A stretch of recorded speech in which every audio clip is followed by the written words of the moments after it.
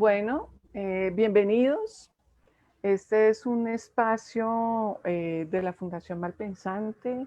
Ya nos conocen, estamos haciendo una programación de un primer nivel en estos días en que todos estamos todavía con estos procesos de confinamiento y de ver cómo va a ser nuestra nueva normalidad, como se ha denominado.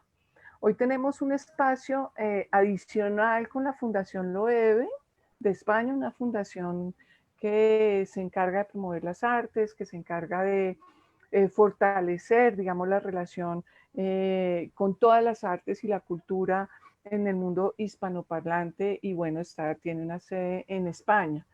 El premio de poesía Loewe es un premio de poesía muy reconocido.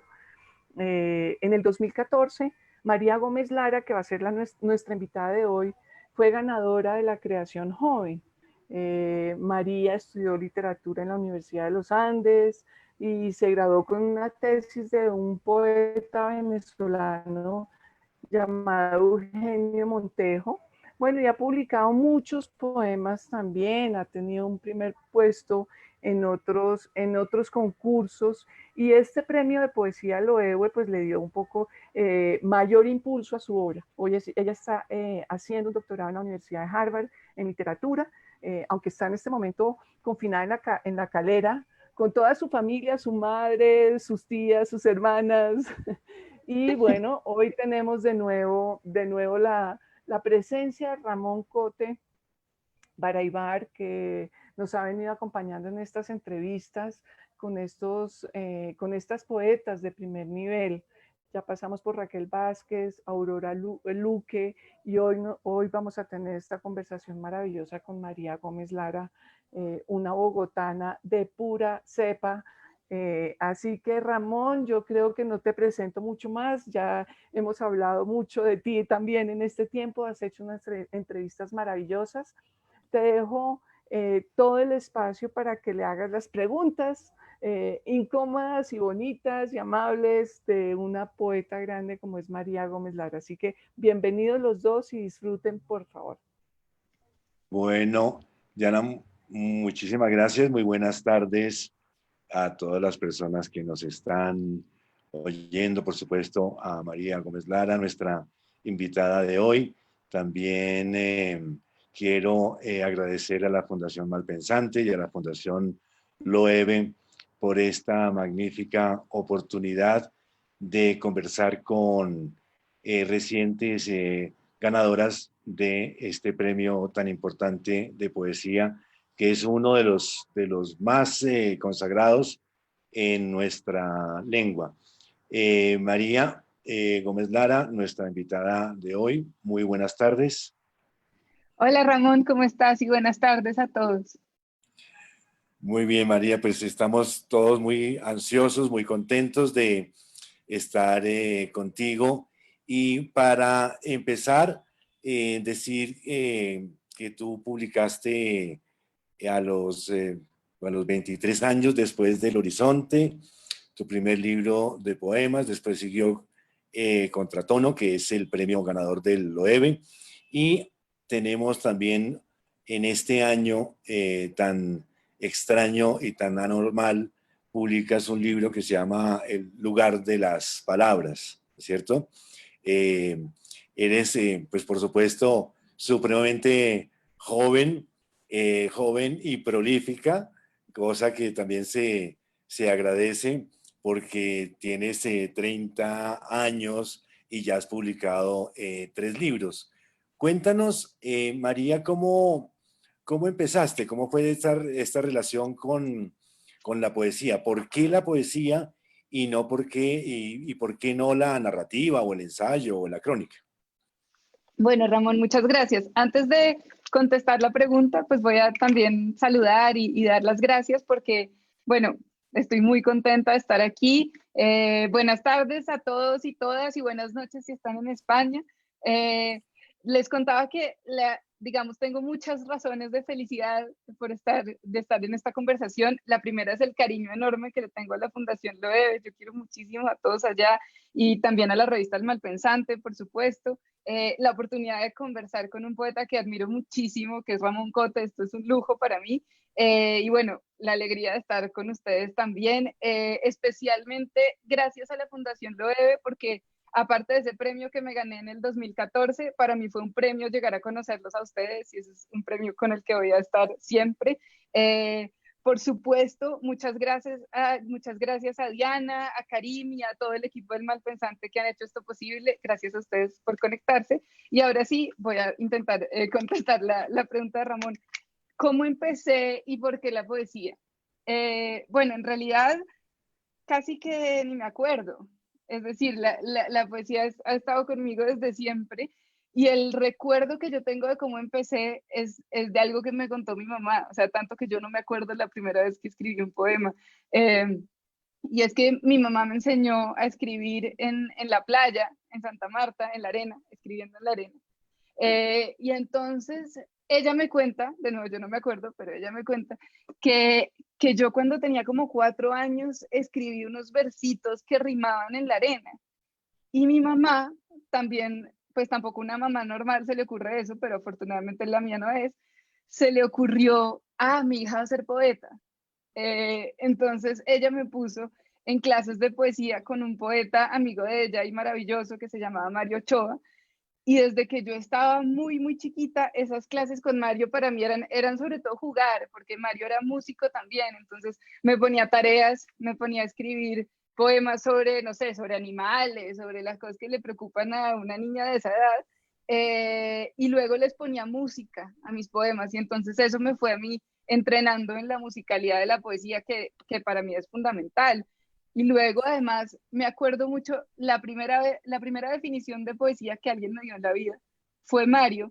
Eh, una vez que, claro, él me hizo comprar un cuaderno para escribir poemas y él siempre se sacaba unas servilletas garabateadas de poemas de los bolsillos y me decía, María, a ti no te puede pasar esto, tienes que tener un cuaderno siempre porque la poesía llega en cualquier lugar, tú no puedes salir de la casa sin un cuaderno. Entonces yo desde entonces siempre tengo un cuaderno en la cartera. Y cuando estaba comenzando este cuaderno, estaba en esa edad en que a las niñas les enseñan a escribir, ¿no? Y entonces es esa cosa rígida de los colegios de escribir en letra pegada y que los títulos van en rojo y lo demás en azul y tal. Y entonces yo le pregunto a Mario que cómo tenía que ser mi cuaderno, que me dijera de qué color eran los títulos y cómo era la letra y todo, porque estaba acostumbrado a obedecer. Y me dice, no, como tú quieras, la poesía es un cuaderno que es tuyo. Y eso fue cuando Mario me dijo eso, yo tenía por ahí 6 años y entonces la poesía me ha acompañado desde siempre y siempre ha sido el cuaderno que es mío, ¿no? Qué maravilla. Mario Ochoa, también el compositor y el del grupo de los Teipus, ¿no es cierto? Sí, Era, exactamente, qué exactamente. maravilla, qué bueno, qué bueno. Es una coincidencia muy, muy, muy grande porque una amiga justamente me estaba preguntando por su tío, que era su tío Mario Ochoa. Mira, luego empezaste tú, ya cuando te picó este bicho de la poesía, continuaste y te matriculaste en la Universidad de los Andes a estudiar en literatura. Y como comentaba Diana, también hiciste como la tesis sobre el gran poeta venezolano Eugenio Montejo, poeta. Yo también le tengo una enorme admiración, un respeto infinito y sobre todo un recuerdo imborrable. Lo conocí un par de veces aquí en Bogotá y la verdad es un gran escritor que a su vez también era un gran ensayista, ¿no es cierto? Pues con el Taller Blanco, todas sus reflexiones sobre el tiempo, sobre la importancia de la poesía. María, tú después te fuiste a Estados Unidos a estudiar en la universidad, literaturas en la Universidad de Nueva York, ¿no es cierto? Cuéntanos un poco cómo fue esa experiencia con los colegas, con los amigos y con los profesores, porque me parece que eso es muy importante, que mucha gente que nos está oyendo no sabe cómo es eso de irse fuera del país y estudiar literatura en otro sitio y con unos profesores tan buenos y tan reconocidos como las de NYU. Bueno, este es rarísimo, es una cosa rarísima. Yo me fui a hacer una maestría en escritura creativa en español. Tenía 22 años cuando me fui. Entonces salí, lo hice un poco porque, bueno, lo pienso en retrospectiva, ¿no? Uno se da explicaciones de por qué ha tomado ciertas decisiones.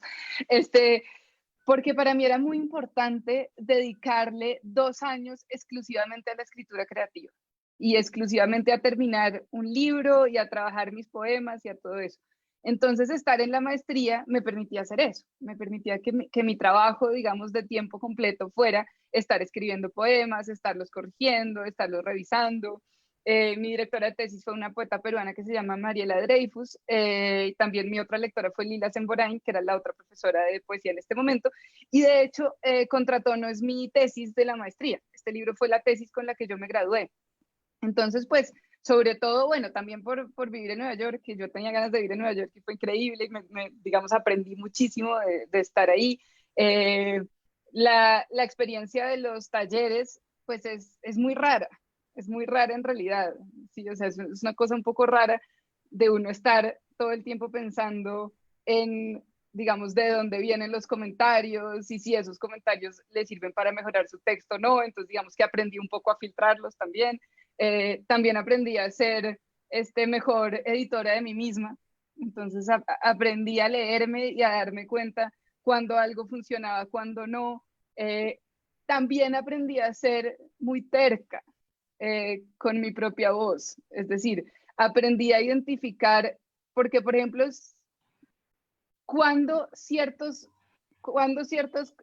cosas me servían para mejorar el libro y cuando eran una cosa completamente contraria a lo que yo estaba tratando de hacer. Entonces creo que es un poco las dos. Sobre todo también pues tener la oportunidad inmejorable de tener con quién conversar de poesía, de estar con gente que está escribiendo también, que le importa eso, pero pues a la vez también tener la posibilidad de dedicarse ese tiempo a uno mismo, digamos, a desarrollar su propia escritura, su propia poética, a aprender sí, a identificar un poco qué es lo que está persiguiendo, diría yo. Sí, y María, cuéntanos en esta etapa, ¿cuándo justamente fue tan importante el hecho de que descubrieras nuevas voces? Cuéntanos qué poetas nuevos descubriste, qué poetas fueron, digamos, definitivos en esta época tuya norteamericana. Bueno, en esa época yo, además de estar en la maestría, me fui a tomar unas clases en el doctorado, tanto en el doctorado en literatura en inglés como en el doctorado en español. Entonces, una de esas clases fue una clase de un año de poesía escrita en inglés, una clase buenísima. Y en esa clase yo descubría muchos poetas que quiero un montón, pero sobre todo descubrí a Emily Dickinson y eso a mí me cambió la vida absolutamente. Es decir, me cogió desprevenida. Yo no sabía que que estaba como en este lugar tan determinante esa lectura, ¿no? Esta era una clase que era súper intensa, porque cada semana leíamos 200 páginas de un poeta y había que además estar produciendo, escribiendo ensayos en inglés. Eh, Cuando llegó la semana de Emily Dickinson, yo la había oído, sabía quién era, pero nunca la había leído a fondo. Y entonces nos mandaron esta selección que te digo gigantesca de poemas de Dickinson. Aquí todavía tengo mi edición de Franklin, que es la edición que yo usé y está toda llena de comentarios y de papelitos y de todo que usé para leer esa semana, pero me acuerdo perfecto en un momento en que yo estaba en el metro y esas cosas que uno está corriendo, ¿no? Entonces estaba terminando de leer en el metro porque tenía que escribir el ensayo y todo esto.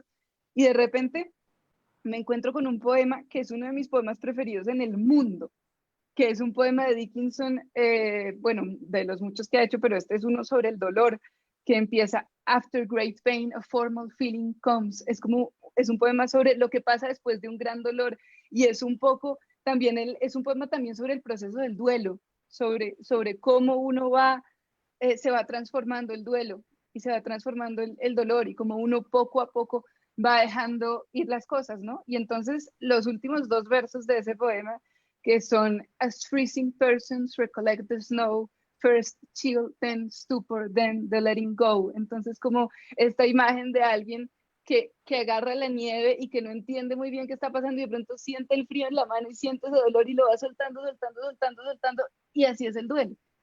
Entonces yo estaba en el metro de Nueva York rodeada de gente, leí ese poema, me puse a llorar como una niña chiquita y desde entonces Emily Dickinson pues me acompaña de todas las maneras y todo el tiempo y la adoro. Me ha salvado la vida no sé cuántas miles de veces. Qué bueno. Mira, es cierto que la poesía salva vidas. Y ya más adelante nos leerás ese magnífico poema que le escribiste a Emily Dickinson, que está en tu libro Contratono. Luego, María, después te fuiste a Boston, a Harvard, ¿no es cierto? Cuéntanos también un poco como de esta, porque hiciste una maestría en literatura y lenguas romances, ¿sí? ¿Esto hace cuánto fue y cuánto tiempo duró y qué significó para ti? Bueno, te cuento, la maestría en realidad es parte del doctorado, es decir, los doctorados son muy largos. Yo estoy en este momento en el 6º año del doctorado, voy a empezar el 7º y todavía no lo acabo. Eh, pero entonces la maestría fueron, digamos, mis 2 primeros años de doctorado, que son estos 2 años muy intensos, de ahí sí, muchísima lectura, digamos, cuando eso que te conté en Nueva York, de tener una clase así, pues tenía 4 o 5 así, ¿sí? Entonces, pues de alguna manera fue buena la preparación. Y digamos, pues para mí el doctorado ha sido importantísimo porque he tenido la suerte infinita de que me paguen por leer poesía. Imagínate eso. ¡Wow! Es una ¡Qué maravilla, suerte! ¡Qué suerte tienes! ¿no? Entonces, digamos, cuando yo me quejo del doctorado, que me quejo del doctorado porque los seres humanos nos quejamos, ¿sí? Y porque, digamos, también, claro, tiene sus cosas muy complicadas de estrés, de presión, digamos, presión de todo tipo, presión intelectual, pero también presión emocional por otras razones, de estar además, yo sufro muchísimo con el invierno, los inviernos en Boston me dieron durísimo y dio la casualidad de que mi primer invierno fue el peor invierno registrado en la historia, o sea, una cosa así como que yo no soy muy alta, pero la nieve iba a mi estatura y me tocaba ir así entre la nieve. Entonces, bueno, cuando me quejo del doctorado, por un lado tengo una amiga brasileña que adoro, María, queridísima, ella es lo máximo, y una de las cosas que María me dice es, no, pero si te das cuenta, yo viví con ella, fue mi compañera de casa en Boston, y estábamos como en el mismo nivel, y yo quejándome del doctorado, porque además a mí me gusta quejarme, y me dice, pero tú te das cuenta que nuestro trabajo es estar aquí adentro leyendo y no estar allá afuera, por ejemplo, quitando la nieve de la puerta, ¿no? Entonces, claro, lo peor que puede pasar en este trabajo, pues es que uno le toque leer algo que no quiere, pero imagínate la suerte que eso es, ¿no? Y que en mi caso además pueda dedicarme completamente a la poesía. Mi tesis es sobre poesía, tengo uno de los capítulos es sobre Eugenio Montejo, entonces pues tengo la posibilidad de escribir sobre los poetas que más adoro, y pues ha sido increíble. Vamos a ver cuándo lo termino, pero por ahora estoy contenta aquí leyendo y escribiendo. Pues es estupendo. María, antes de entrar a hablar también y que nos leas poemas de tu libro Contratono y también de unos inéditos que han salido en la revista El Malpensante, quisiera preguntarte tu opinión sobre un aspecto que es el siguiente. A mi modo de ver, hay una nueva generación de poesía escrita por mujeres en Colombia que yo creo que en la historia de la literatura colombiana no se había dado un fenómeno igual. A partir de 1980, con mujeres que nacieron justamente en esa década y por supuesto estás tú incluida. Ha habido y es un boom extraordinario con poetas como Lucía Estrada, ¿sí? Como Carolina Dávila, Fátima Vélez, Laura Castillo, Andrea Cote, Camila Charri, Tania Ganitsky, ¿sí? ¿Cómo te sientes tú en esta nueva camada de poesía colombiana y sobre todo una poesía escrita por mujeres? Bueno, pues comenzando, me siento afortunada porque yo a ellas las quiero y las admiro muchísimo. Digamos, algunas de ellas son mis amigas cercanas, otras las conozco, pero a todas las admiro y estamos construyendo una red que yo creo que es muy bonita, como una red de escribir juntas, ¿no? Y estamos haciendo cosas muy distintas, pero al mismo tiempo creo que, no sé, me siento muy acompañada por ellas, por todas las que nombraste: Lucía, Andrea Cote, Carolina Dávila, Tania Ganitsky, María Paz Guerrero, Amalia Moreno, Fátima, Camila, o sea, todas ellas realmente son unas poetas que yo admiro mucho y que estoy muy contenta de hacer parte de esa generación y de estar escribiendo con ellas en este momento. Me parece estupendo, qué bueno sentirse así de rodeado y no ser una isla apartada en la mitad del océano. Ya para hablar de tu libro, Contratono, eh, es un libro, el libro ganador de este premio Loewe, que es, por supuesto, es un premio para ti, ha sido muy importante, y también para las letras colombianas, por supuesto, pero quisiera que nos hablaras un poquito sobre este libro en particular. Contratono, ya desde su propio título, tiene algo que ver también como el contracanto, tiene que ver también como contra la poesía, digamos, lo que se conocía como por poesía. Tú haces como una especie como de fractura en la propia musicalidad, en el propio sentido.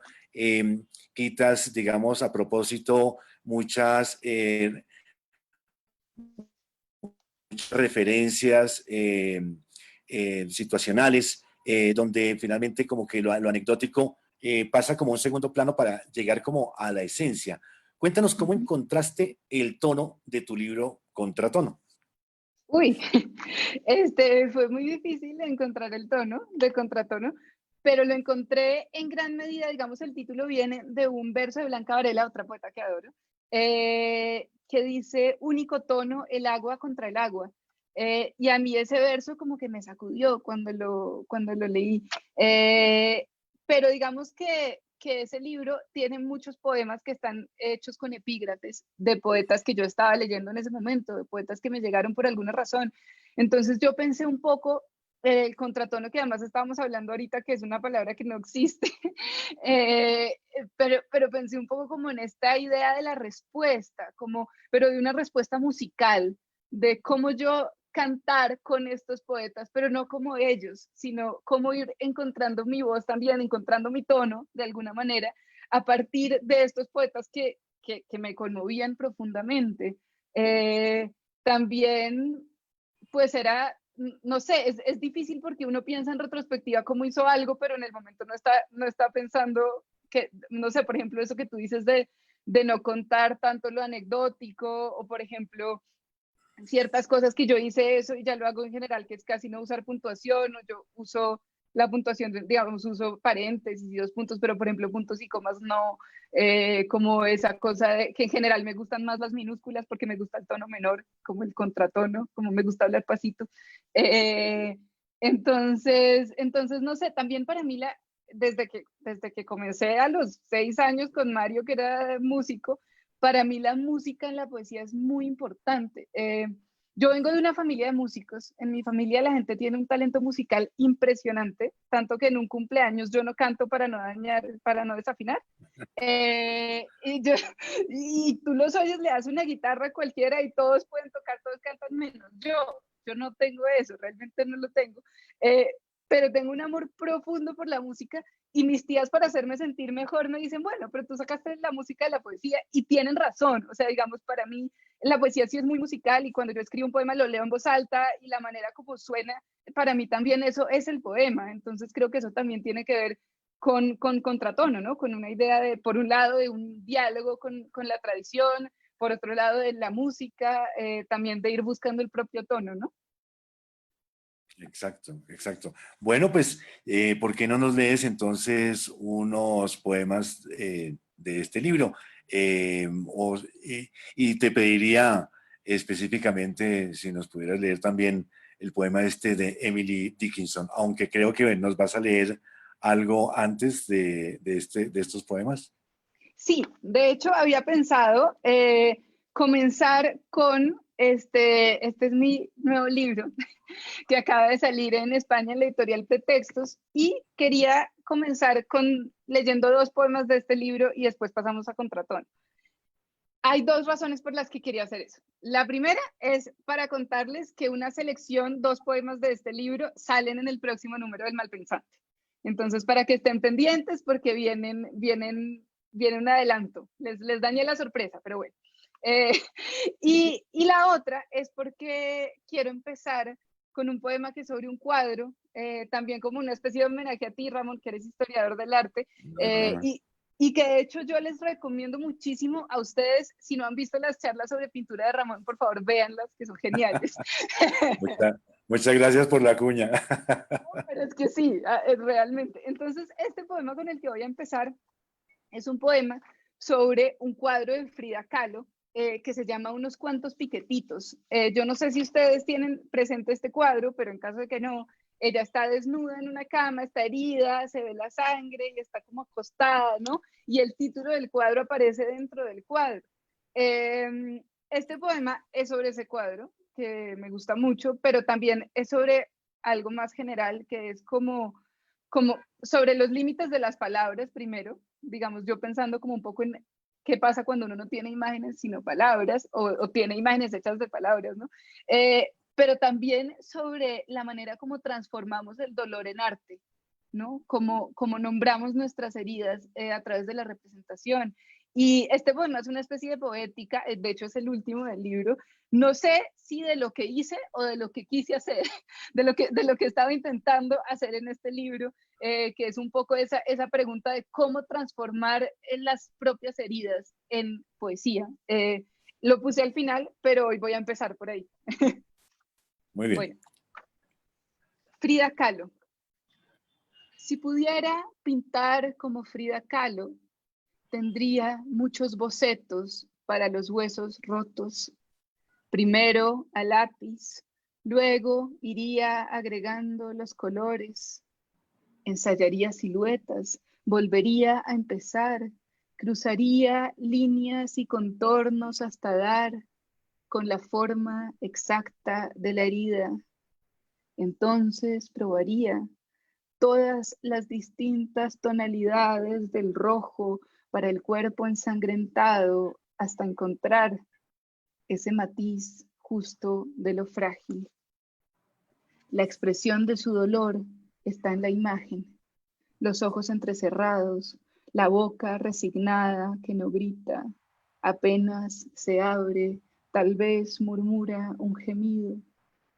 Las palabras en el título del cuadro, inscritas en el letrero, sostenido por palomas, unos cuantos piquetitos, así en mayúscula, exclamando, contienen la ironía, porque ella, en la imagen, desnuda, herida, todavía con un zapato puesto, el de su pierna izquierda rota, todavía con el tacón que disimulaba su pierna más corta que la otra, uno de sus tantos desbalances. Ella no puede decir unos cuantos piquetitos. A las palabras, en cambio, les cabe la ironía de un cuerpo quebrado que aún sabe nombrarse, de un dolor ciego que es clarividente para ver lo absurdo y lo pequeño. Esa voz está en el cuerpo y fuera de él. Esa voz es y no es las heridas. Es la perspectiva imposible, a la vez desde arriba y desde muy adentro. Alguien que observa desde el techo el cuerpo roto y piensa, pobrecita. Alguien que está también muy al fondo de ese cuerpo, unos cuantos piquetitos. Pero yo no puedo pintar como Frida. No tengo su paleta de colores. No tengo la precisión de cada corte en la piel. No tengo una cama sencilla en medio de un cuarto en donde una mujer adolorida se retuerce, serena, sopesando su dolor. Solo me queda la voz frágil, quebrada, que no puede pintar de rojo sus heridas. Me queda la voz sin forma, sin imágenes, que no puede dibujar las grietas que se abren en sus huesos al romperse. Me queda la voz sola, desprovista, sin distancia, sin más remedio que ser al tiempo su dolor y su ironía. Hermoso. Hermosísimo, hermosísimo. Bueno, pues ese era el primero. Quería leerlo pues también por tu relación con el arte, con Muchas la gracias. lectura. Y ahora les voy a leer uno cortito y ya paso a los de contratono. Voy a leer el poema que está en este separador, porque es que esas ediciones de pretexto son tan bonitas que hacen un separador con un poema. Entonces es uno cortito. Se llama Palabras Piel y tiene un epígrafe de Rosa Auslander que dice: palabras número, palabras tiempo, palabras piel. Si pudiera escoger otra piel, sería oscura como la mía y estaría hecha de palabras.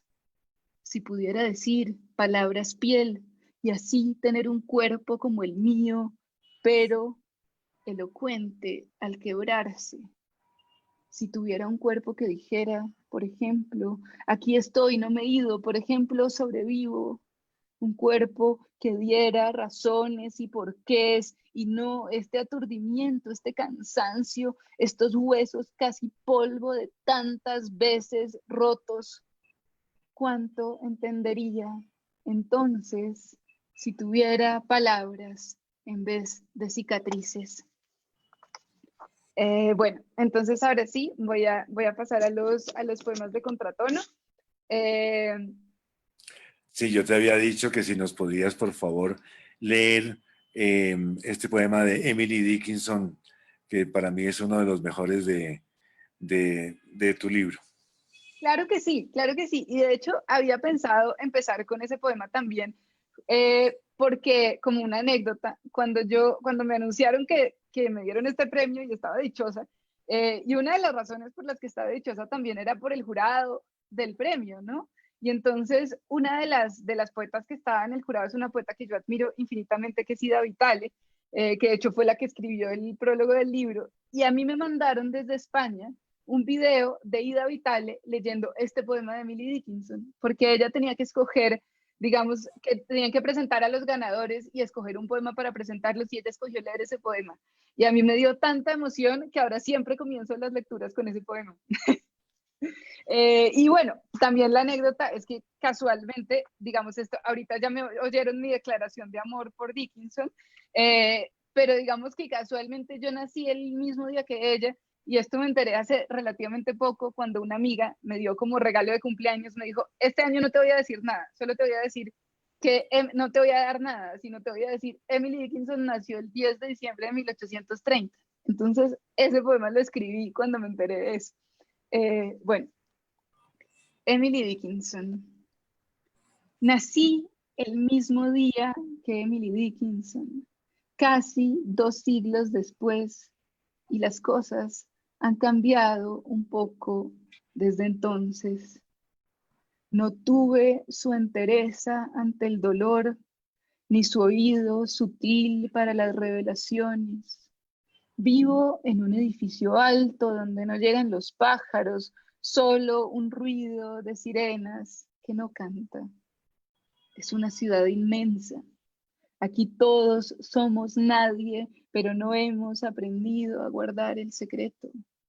Al caminar regamos nuestra nada en las esquinas.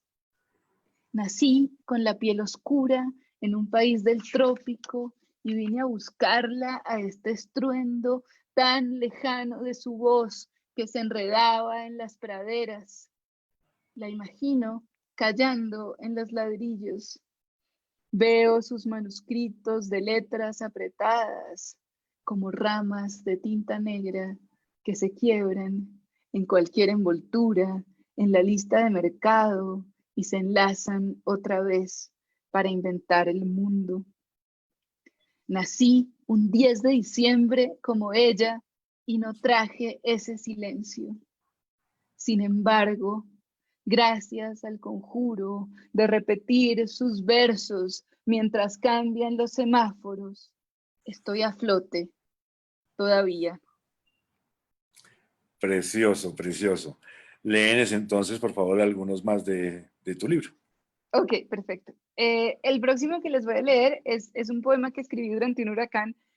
Como les contaba de mi suerte, primero llegué a Boston, el peor invierno registrado. Llegué a Nueva York, cae un huracán al mes, el único que ha habido en la historia, bueno, mejor dicho, no vamos a hablar de mi suerte. Entonces, yo estaba en Nueva York durante el huracán Sandy, además me acababa de mudar, ahora les voy a leer uno sobre el trasteo, que los trasteos son traumáticos para mí, y entonces estaba en un apartamento vacío, con todas mis cosas en cajas, ni siquiera había desempacado, y de pronto anuncian que llega el huracán. Entonces, mi mamá, que tiene mucho sentido práctico, me obligó, así como sentido de darse cuenta que iba a ser poeta, también tiene sentido práctico. Entonces, me obligó a salir a la calle cuando ya iba a llegar al huracán para buscar un radio de pilas y una linterna. Y entonces yo hice eso, le hice caso, pero resulta que no traje suficientes pilas para el radio y la linterna. Entonces, me tocaba escoger entre la luz y la información. Yo escogí la información, no sé qué tan buena idea fue eso, pero me quedé metida en una tina porque el baño era el único lugar. Yo vivía en un apartamento muy, muy chiquito, que la ventana ocupaba todo el espacio de la casa, porque era un estudio así chiquito. Entonces el baño era el único lugar donde no tenían ventana.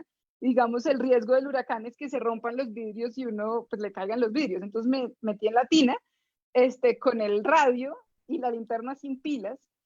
Y casualmente yo tenía a la mano en ese momento una traducción al inglés de unos versos de un poeta rumano. Yo tenía ese poema a la mano.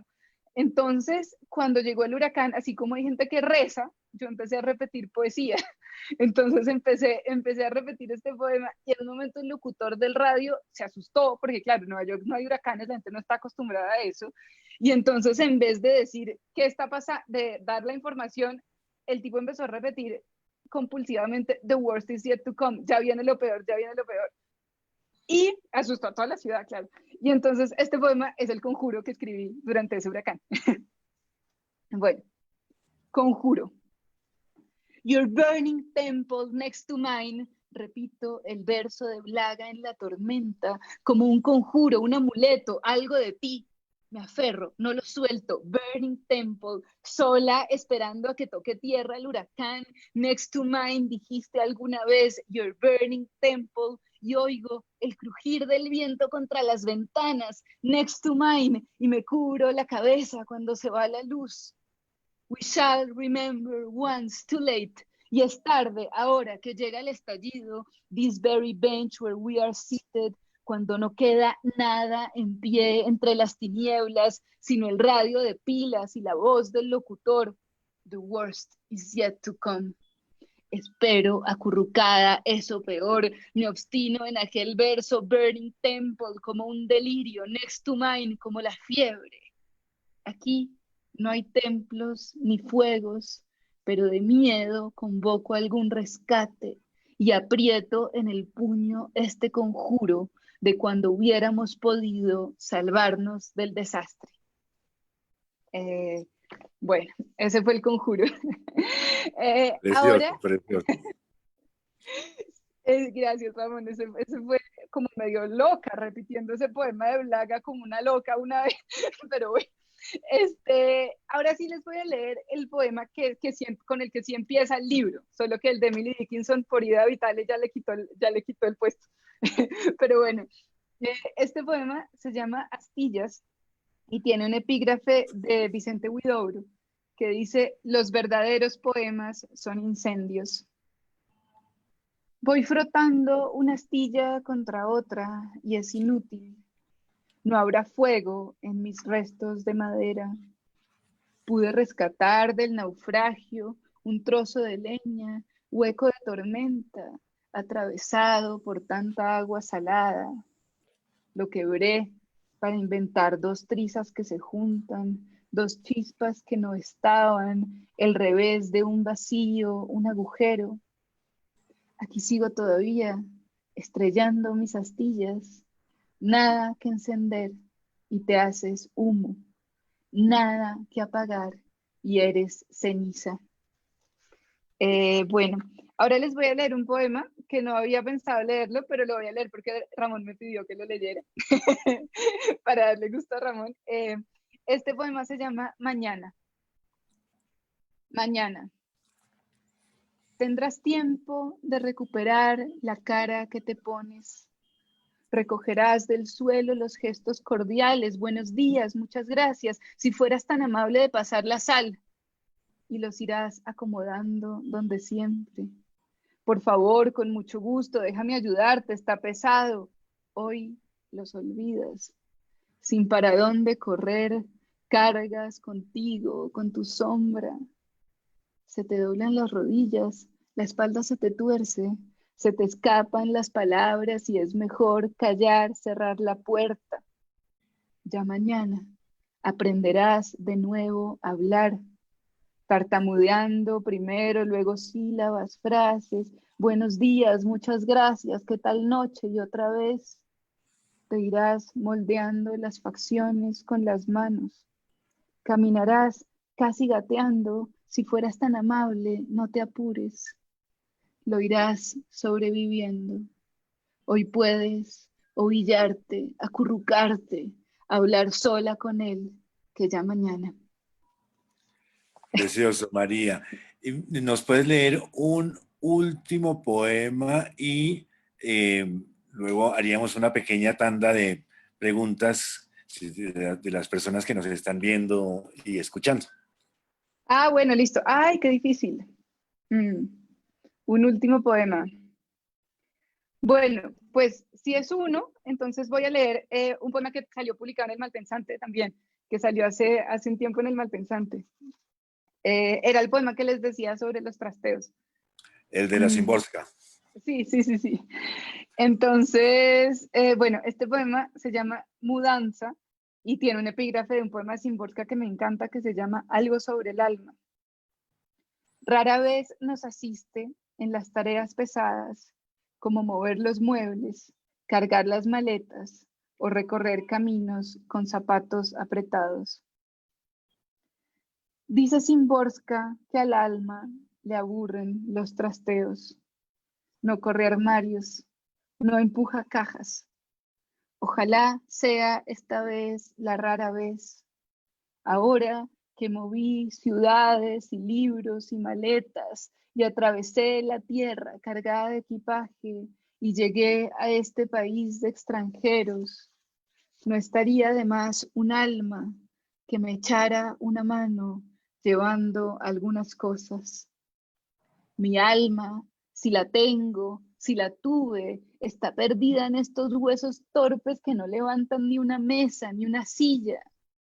Está atascada en este cuerpo, enclenque y distraído que poco sabe, poco entiende, poco carga y hasta se lleva a sí mismo a duras penas.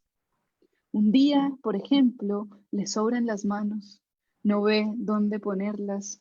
Otro, en cambio, tiene unos pies que se despiertan extraños a la tierra. Se creen alas, pero no vuelan. Lo intentan y tropiezan.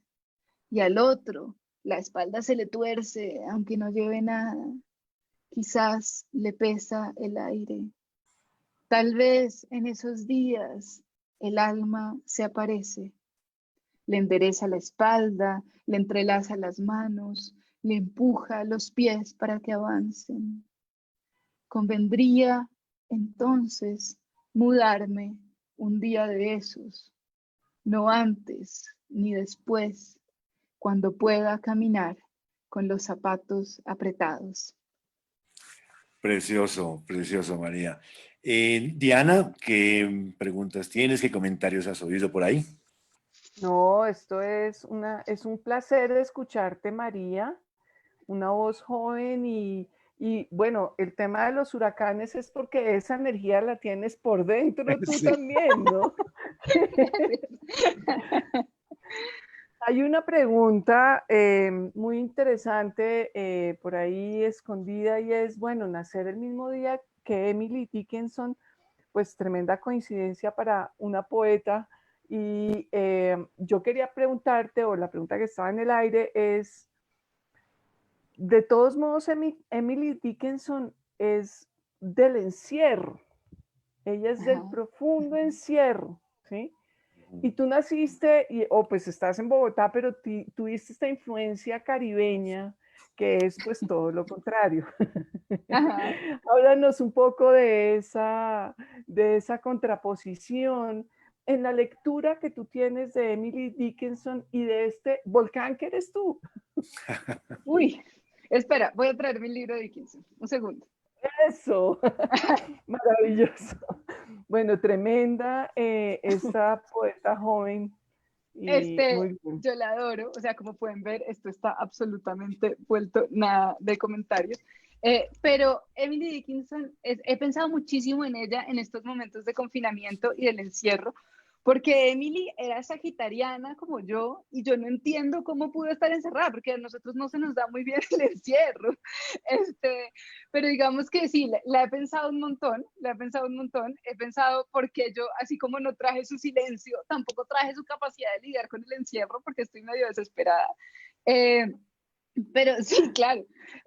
Pero digamos que su poesía a mí me llega muchísimo por una razón, por muchas razones, pero sobre todo porque creo que ella es una poeta que representa el dolor de una manera extraordinaria, extraordinaria. Es una cosa conmovedora, como escoge cada palabra, ¿no? Cada palabra de Emily pesa. Tiene un poema que, de hecho, aquí tengo mi mini Emily también.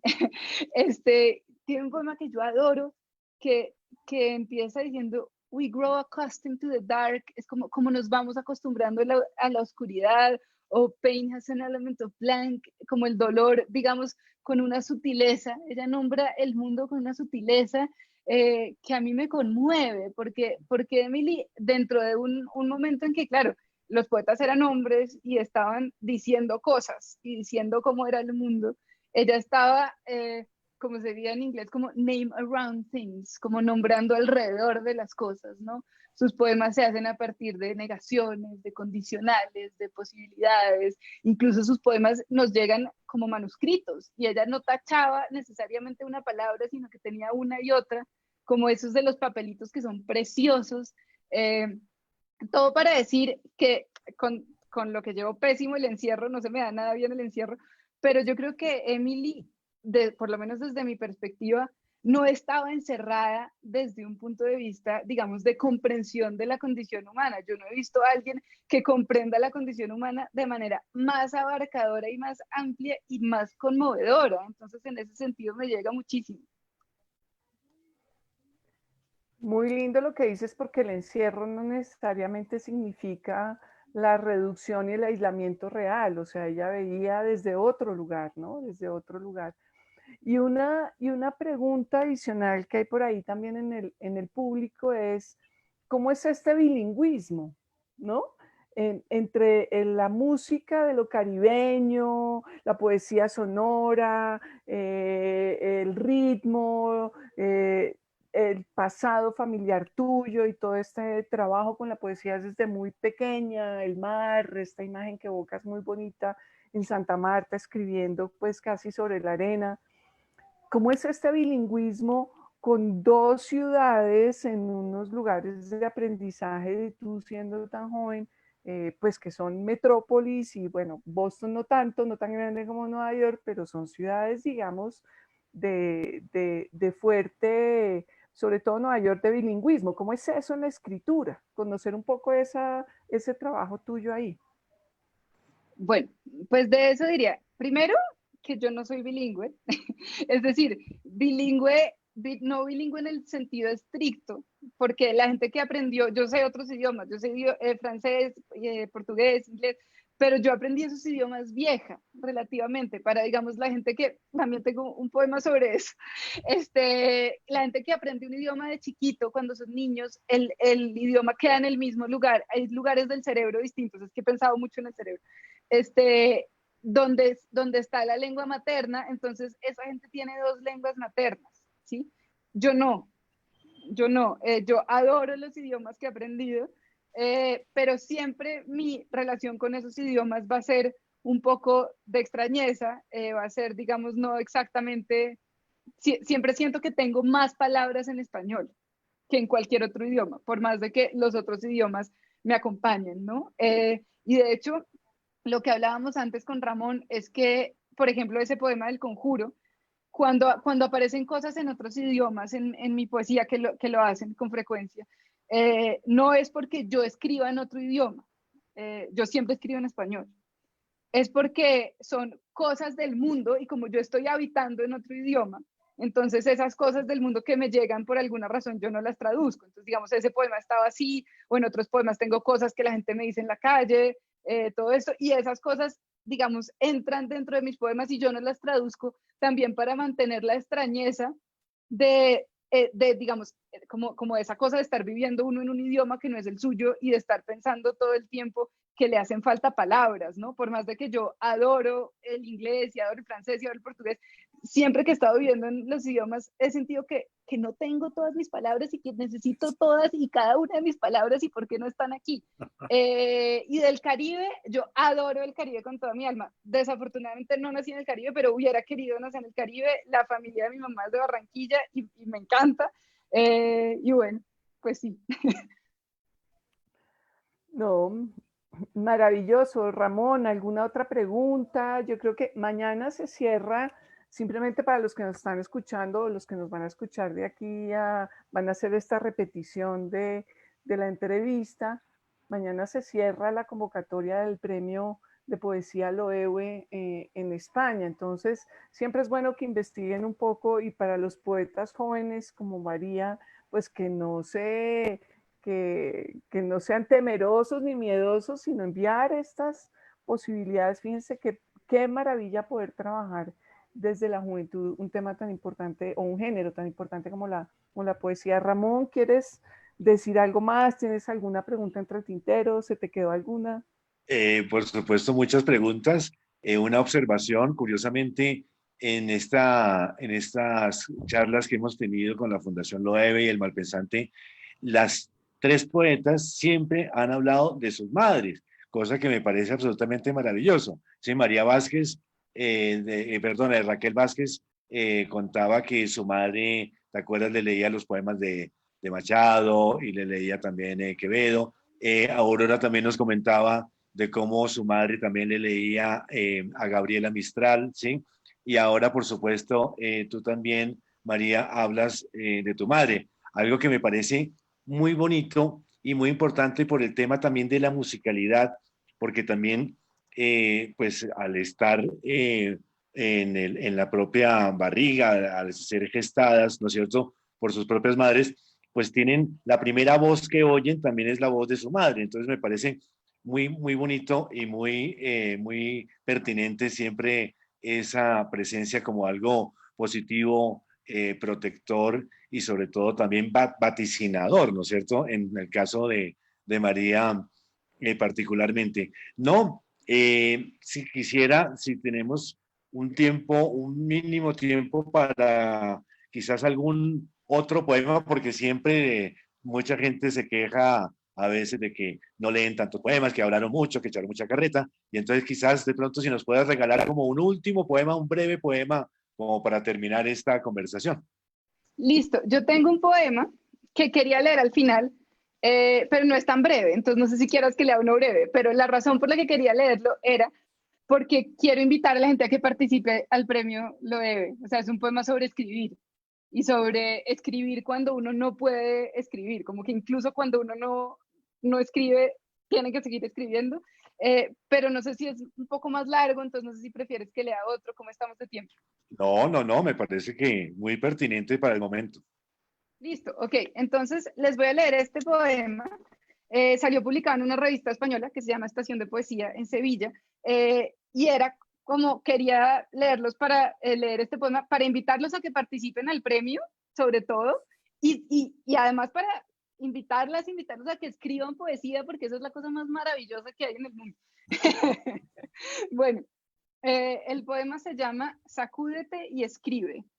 Tiene un epígrafe de Sir Philip Sidney que dice: Fool, said my muse to me, look in thy heart and write, que es algo como tonto, me dijo mi musa, mira en tu corazón y escribe.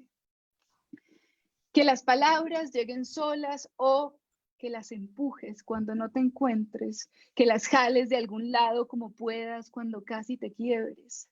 Sacúdete y escribe para dar contigo, para no desvanecerte en el trajín de cada día levantarte, hacer café, cumplir con lo de hoy, sino hablar, usar la voz, tocar el mundo con la voz.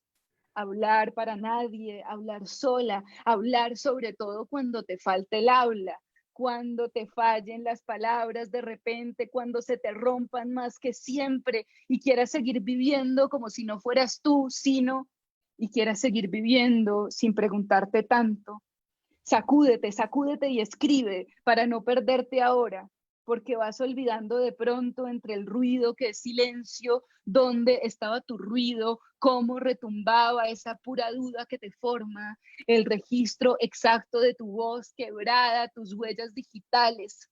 Sacúdete y escribe, mánchate las manos, toca la tinta con los dedos, porque vas olvidando sin notarlo que estás hecha de las pocas palabras que logres decir, las que te atrevas a gritar y más aún, las que se te atraganten, las que pierdas para siempre en el intento. Estás en las palabras atravesadas que no van a ser nunca. Eres justamente las que no puedes tocar, las que no alcanzas, las que cómo articular el grito mudo. Por eso, sacúdete y escribe. No te ahogues debajo de tanto silencio ajeno. Respira el silencio que acarrean tus palabras, las tuyas, las débiles, las torpes, las caídas. Nómbrate con las letras que no traigan su reverso. Nómbrate con la forma de las letras que te faltan, esas que existen solo al no estar en tus palabras, en la silueta de su hueco. Esa ausencia tan tuya que solo puedes conjurarla así, con tinta derramada, con tinta que no va a ninguna parte, con tinta que se agota.